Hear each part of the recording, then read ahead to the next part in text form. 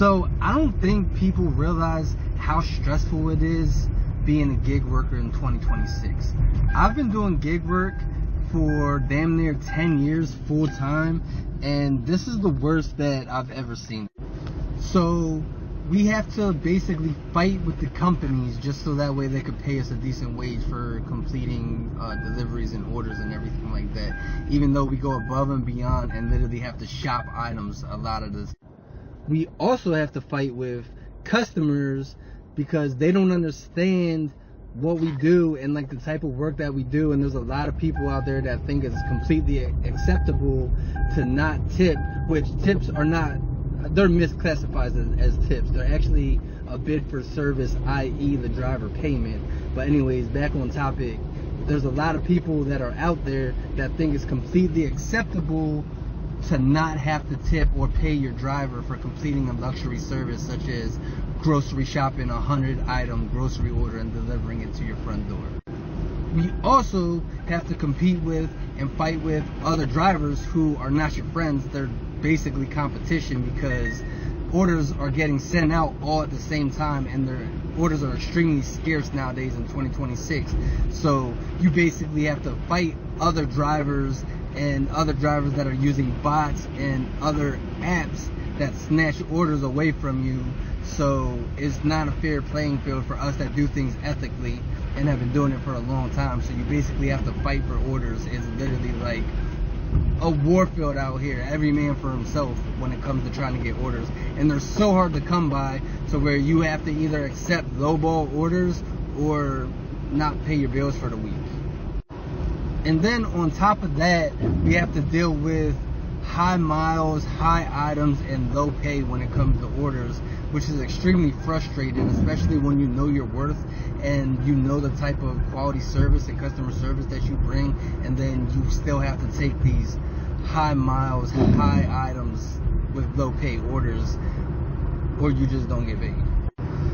On top of that, we have rising gas prices that are almost $4 a gallon in some locations, $5 a gallon in locations. So if you're taking these high mile orders that are going extremely far and you're paying $5 per gallon in gas, and you're burning 1 or 2 gallons to drop off and to come back on these high mile orders, then you're essentially spending $10 just for that order. So if you're making only $10 for the order, it evens out. You're not making any profit. You're doing the work for free. You're not getting paid for it.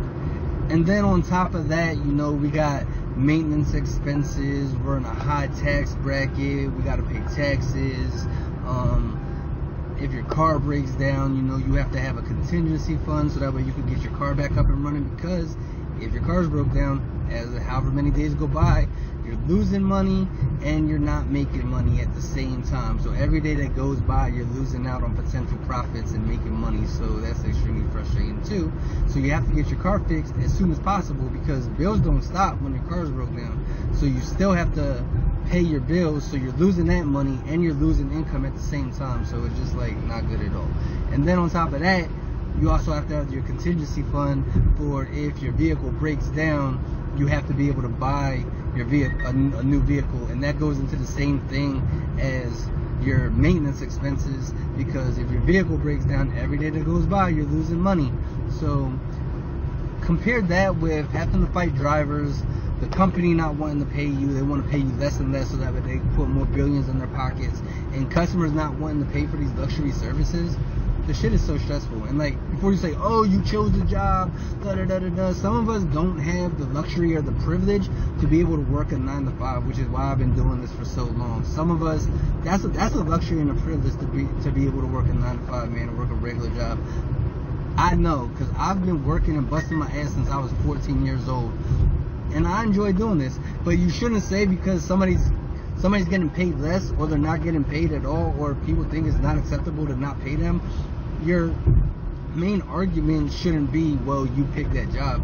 Your main argument should be, well, like, why is this happening, and what can we do to fix this and rectify the situation? Because everybody deserves to get paid for their services and for their time and for working. Like, nobody should be working for free. So that's just like a pessimistic, manipulative way to look at it, to justify like being a piece of shit for the company, justifying them not paying us, justifying people not tipping us or paying us for our services and stuff like that. There's really no justification for that type of behavior, and it's weird to try to like narcissistically manipulate the situation to justify that type of behavior, if that makes sense. So, I don't know, man. It's really stressful out here. So I don't know. Is anybody else having issues like this in their zones, or how long have y'all been doing it? Is it still feasible where you're at? Because it's getting really bad, man. And like I said, with these crackhead drivers snatching up orders, it's literally getting worse and worse. Have you ever noticed something? A few years ago, everybody was talking about side hustles. Drive for Uber, deliver with DoorDash, shop for Instacart. It sounded like freedom. Work when you want. Be your own boss. Make extra money. But lately, I've been seeing a different conversation. People are waiting hours for orders, driving farther for less money, putting thousands of miles on their cars, working longer days just to make what they used to earn in half the time. And it got me thinking. Maybe the real problem isn't the gig economy. Maybe the real problem is depending on someone else's platform for your income.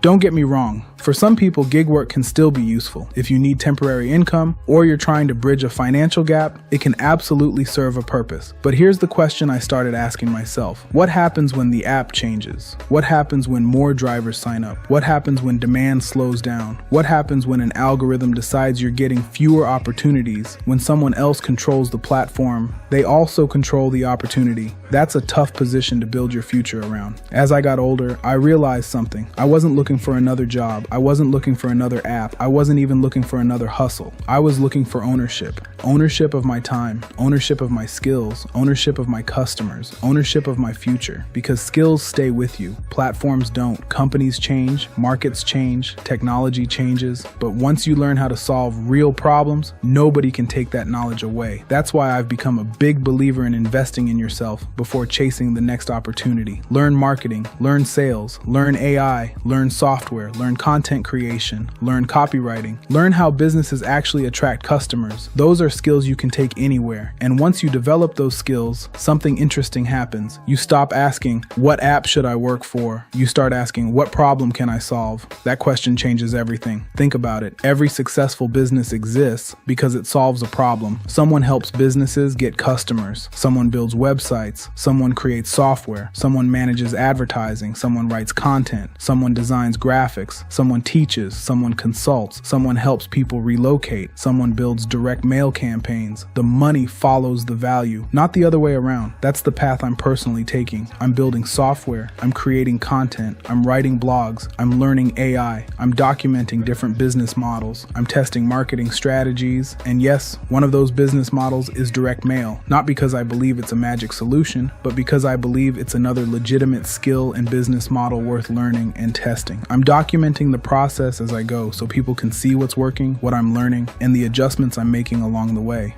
The goal shouldn't be escaping one job just to become dependent on another app. The goal is building enough skills that you always have options, more flexibility, more freedom. The economy will change, technology will change, companies will come and go. But if you become someone who consistently solves problems, you'll always be valuable somewhere. And that's a much stronger foundation than hoping the next order pops up on your phone. If you're watching this because you're tired of the uncertainty, maybe don't spend all your energy looking for the next gig. Spend some of that energy learning a skill that can become a business. That investment can continue paying you long after today's trends have changed. If you're looking for a genuine way to build another income stream from home, I've put together information about one of the business models I'm personally building called Mailbox Money Blueprint. You'll find the link in the description below. And if you'd rather ask me questions before looking at it, that's perfectly fine too. My email address is right here on the screen. Whether you decide it's for you or not, my goal is simply to share what I'm learning, document the journey honestly, and hopefully help you discover more options for yourself. If that sounds like the kind of content you're interested in, subscribe, follow the journey, and I'll see you in the next video.